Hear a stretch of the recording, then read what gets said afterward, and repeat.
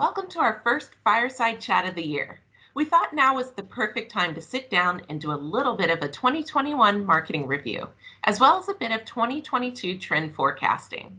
Hopefully seeing where marketers across industries got things right and where there were lessons to be learned from 2021 can help those of you watching this video improve your go-to-market strategies this year and beyond. To help me in this quest, I've invited Claritas VP of Marketing, Cort Irish, to join me.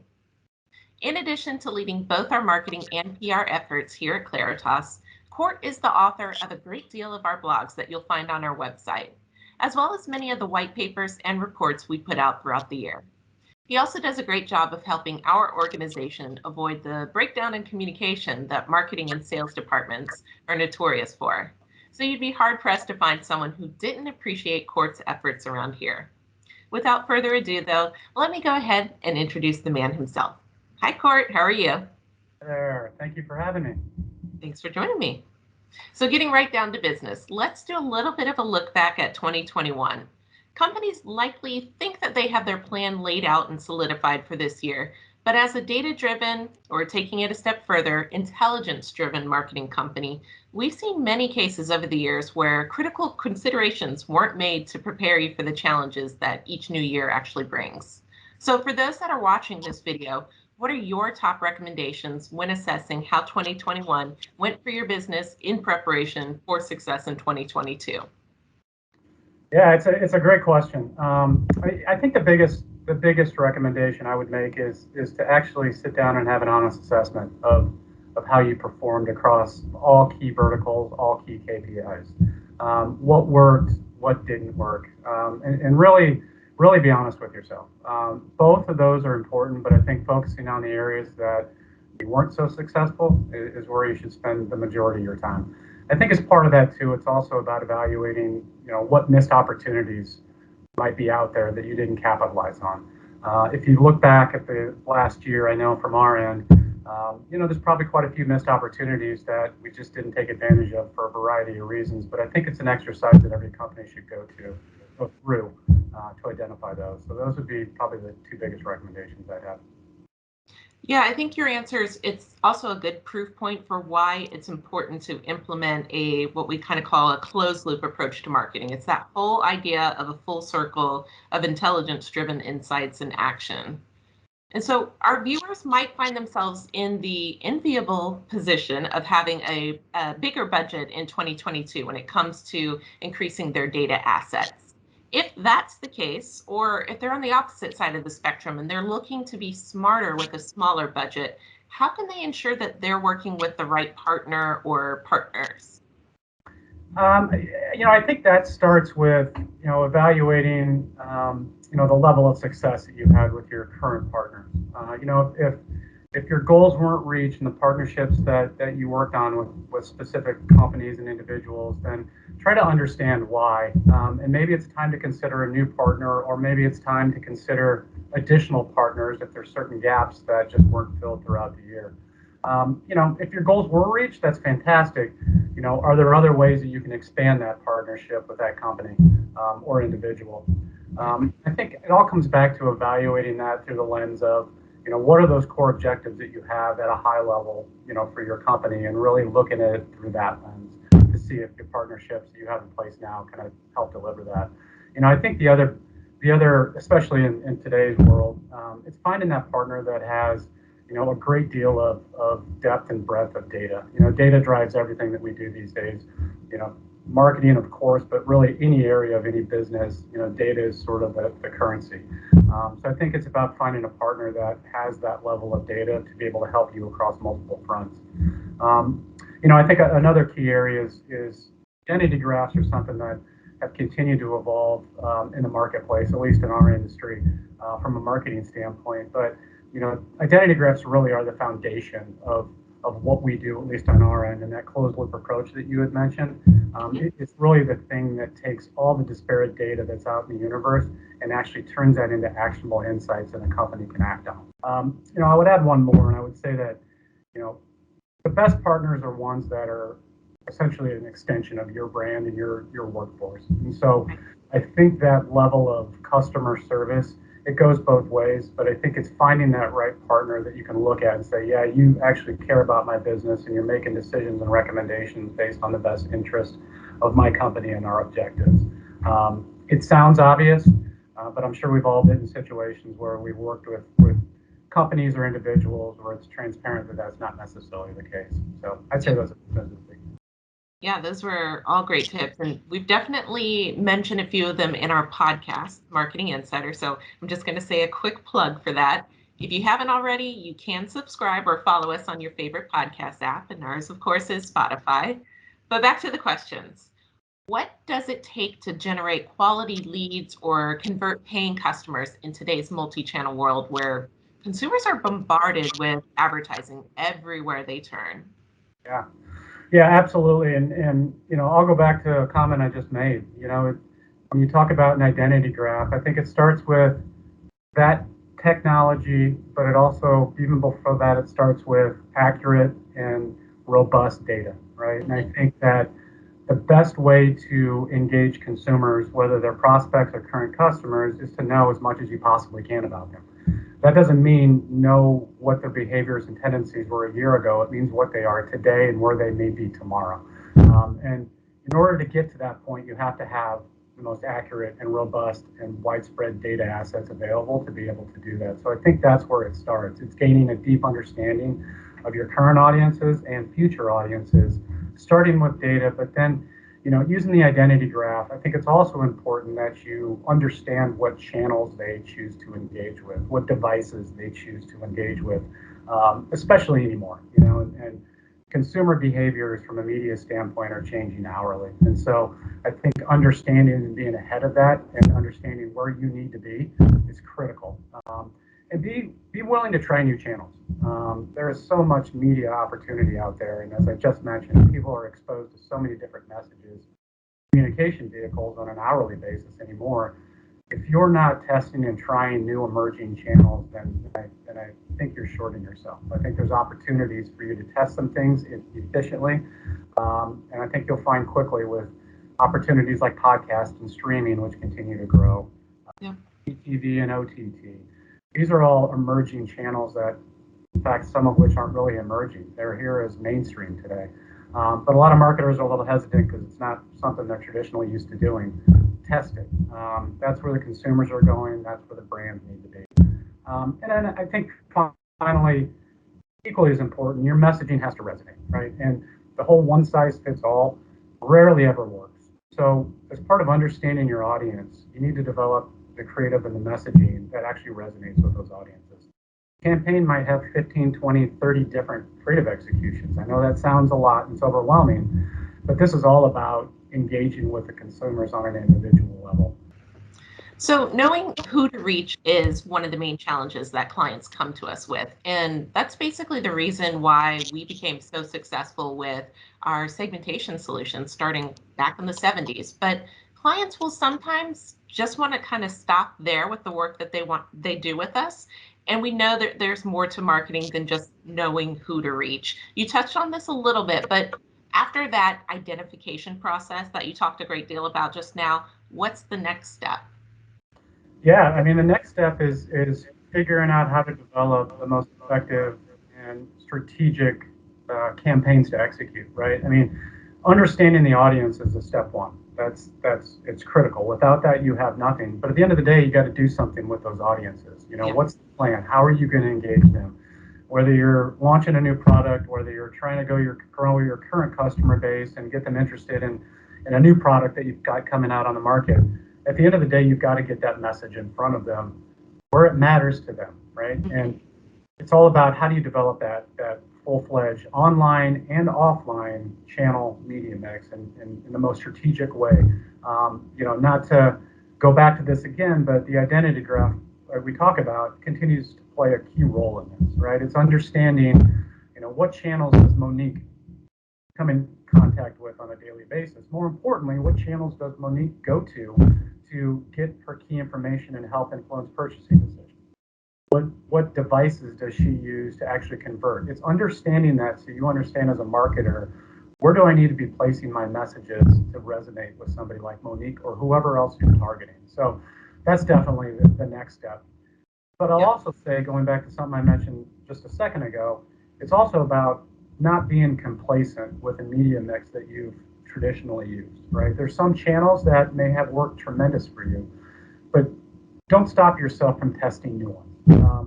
What worked last month may not work this month or the next month. And so, start thinking about and understanding where your customers, be it current customers or new prospects, where do they engage and get their information, and start looking at opportunities to test some new channels. The beauty of media environment today is the ability to measure things on an hourly basis, if not quicker. Yeah, you're kind of leading me into my next question here. So after you have delivered your campaigns to those best customers or prospects that we've been talking about, there's one, I'll kind of say final step in a closed loop marketing approach before you repeat the process all over again, and that is measuring your campaign effectiveness. So what all goes into that process of optimization? Yeah, it's a multi-layer process, but I can tell you it's the one area of marketing that I would say is probably most overlooked. And there's probably a variety of reasons for that. One of the biggest hurdles that we find marketers are trying to overcome is, where do I start, right? Anymore it's easy to get basic metrics. Did your email deliver? What were the open rates? Did my display banner generate clicks? And that's all fine. But that's just scratching the surface. And I think a lot of the struggle is marketers just don't know where to turn, right? But at the end of the day, accurately and transparently measuring the impact of every channel and every audience you're reaching, it's not only critical, but anymore it can be relatively easy. A lot of it does come down to finding the right partner, but I would say, make sure you identify a partner that has the ability to measure, all channels, right? So both online and offline, right? And so don't think about measuring your television campaign over here and then turning to a group over here to measure the success of your email campaigns. And, I feel like I'm beating a dead horse, but, the identity graph does also play a key role, in measurement. I mentioned a number of layers, but it really does kind of start with that identity graph and the ability to collect that offline and online data, and to be able to turn that into actionable insights. You definitely need to have a large enough volume of data as part of that tracking and collecting of data to be able to do something with it. But without the data as a foundation, you don't really have much else to work with. That's really where you need to start. I would also say that, as part of that process, having the data is great, but data is not all created equal, right? You have to have the ability to be able to assign accuracy or competence scores to various levels of data so that you understand what data is actually the strongest indicator of actual behavior versus what data are we using that's probably better served for predictive modeling, if you will. So you've got to understand the differences in the accuracy and the competence of the data that you're using.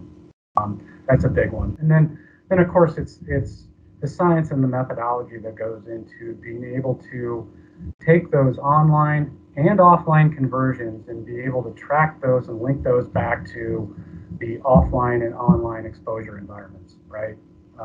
That's the key. It's the linkage point, but it really starts with the quality data, but then also the methodology. And then finally, one other big thing, which isn't talked about a lot, but it's also understanding and being able to account for all the various nuances of a campaign that are outside of that campaign. And what I mean by that is, we can tell you if somebody clicked on a banner and converted online, right? We can do that all day long, but there's other variables outside of that we can track and we account. Things like, where does the brand equity play a role in the consumer's decision to buy a product or not? What's the time differential in terms of when that person saw an ad to when they converted? And was the campaign that we're measuring, did it have an ad that fell within that approved window or not? How many other channels did that audience come into contact with throughout the course of a campaign? Because as I mentioned a little bit ago, we're exposed to thousands of messages. All of that. Account for those nuances and still be able to provide metrics and transparency into, okay, these are the channels that you ran your marketing campaign across. This is what it actually drove, or this is what it didn't drive. So lots of layers in there, and I'm sorry I went very deep there, but there's a lot of variables that play a role in this, but it's all critical, all very important. But I think the message I would leave marketers with is anymore, it can be relatively simple with the right partner. Yeah, I think it's an important point to make that you don't actually wait until a campaign has run its course to measure the success. You talked about this, but you can and you should be looking for ways to optimize while it's in flight so that you sort of tee yourself up to see the best results when you do an actual final sort of look back at the campaign. Absolutely, yeah, and that's the beauty of measurement solutions offered today, is the ability to actually get those metrics and that campaign performance during campaigns, Yeah, real time. So you do have time to adjust. Back in the right. day, you had to wait till an 8-week TV buy was done before you could evaluate it and see if it worked. Yeah, We can do that for you on a daily basis in a lot of cases, right? And yeah. so that just helps marketers be more efficient, be more effective, and the ability to test new channels, as I mentioned previously, it also sets them up to be able to do that. So now that we've done a little bit of a 2021 recap, let's do some forward thinking. So we're already calling 5 trends for 2022, and you and I have already talked about this, but I know this is going to be a little bit of a long response from you, but can you walk us through what those 5 trends are and why marketers should be paying attention to them? Absolutely, and trends is a good word. I would argue that a lot of these are really just shifts in the marketplace, but we'll call them trends for the sake of this. I will continue with what I had just mentioned. I would say measurement is going to continue to be a big trend. I think the more and more marketers understand that it can be easy and they can accurately track the impact of their campaigns, I think that's going to continue to be a trend. I think that is part of measurement, and I forgot to mention it previously, but there's also the ability to do incremental lift studies. So you actually understand not just that a campaign or a channel drove conversions, but it actually provided an incremental impact to my bottom line or whatever the KPIs are. I think those are going to be, that'll continue to trend in 20. I think, the other big area is going to be the privacy and compliance. I think, with the industry moving in the direction it's moving and, third-party cookie depreciation and IDFA issues going on, I think there is going to be more and more focus on privacy as a focal area for determining and working with certain partners and what channels you use. And so I think that'll continue to evolve. We're all learning. That's changing on a daily basis. So I think that's a big one that will continue to be a trend or a shift in the marketplace. I think the other big trend is marketers are going to start moving and continuing to move towards partnerships that provide that full closed loop approach, right? The ability to work with one organization and one partner to help a marketer from the start of a campaign with identified audiences to executing campaigns all the way through measurement is going to be a big thing that continues in 2022. There's a privacy component to that, and making sure you're working with data that's compliant. There's more of a cost efficiency in doing that as well. And so that'll be a trend that I think will continue. I think more and more marketers are going to continue to test emerging channels. So I mentioned podcast and streaming audio, CTV and OTT. A lot of these channels are becoming more mainstream in the marketing world. So I think you're going to see a big shift or a continued shift, if you will, with marketers of all sizes, traditional or new marketers, are going to move towards testing some of those channels as we go into 2022. Multicultural is going to be a big focus area for marketers across the board, as it should be. They are the largest growing segment in the United States, and they are continuing to grow their buying power leaps and bounds on a daily basis, right? And so for every reason, both from a population growth standpoint and also consumer spending, it's a great opportunity for marketers. A lot of times marketers haven't put the necessary resources to do the right multicultural marketing and advertising. That started heavily in 2020 through 2021. That'll be an even bigger focus in my mind in 2022, as it should. So those are going to be the top 5 ones in my mind as far as trends or shifts in the marketplace, if you will. Yep. All right. So I think we, mostly you, did a great job of sort of helping shore up success for companies, for brands, data partners, marketers, and the like. So thank you for joining me, Cort. Thank you for having me. Fun. So if those of you watching at home want to know more specifically how we can help work with you, visit our website, www.claritas.com. We have a contact us form on the page, and we'd love to talk to you more about your needs. Or if you just want to see what we're up to or even share some of what you're doing with your business, go ahead and follow us on our social media. We're on LinkedIn, Facebook, and Twitter.